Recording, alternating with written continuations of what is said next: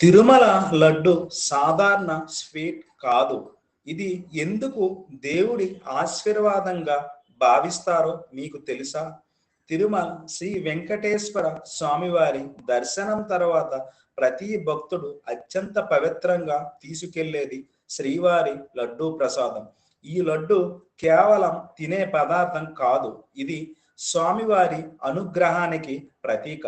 తిరుమల ఆలయంలో లడ్డు తయారీ సాధారణంగా జరగదు.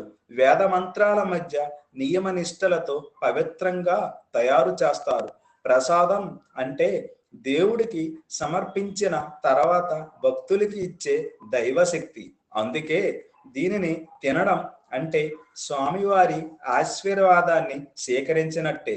ఈ లడ్డూలో ప్రతి పదార్థానికి ఒక ఆధ్యాత్మిక అర్థం ఉంది.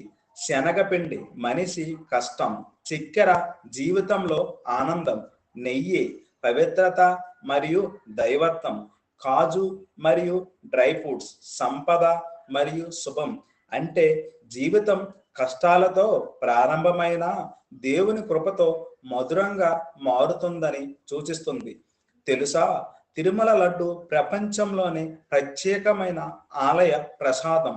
300 సంవత్సరాల సాంప్రదాయం, రోజుకు లక్షల లడ్డూల తయారీ, జిఐ ట్యాగ్ పొందిన భారతదేశంలో మొదటి ఆలయ ప్రసాదం. ఇది కేవలం ఆహారం కాదు, సాంప్రదాయం, భక్తి, విశ్వాసం. అందుకే తిరుమల లడ్డు తీపి రుచి మాత్రమే కాదు, శ్రీ వెంకటేశ్వర స్వామివారి కృప. గోవింద గోవింద అని కామెంట్ చేయండి. ఎల్ఎంకే డివోషనల్ను సబ్స్క్రైబ్ చేసి భక్తి వీడియోలు మిస్ అవ్వకండి.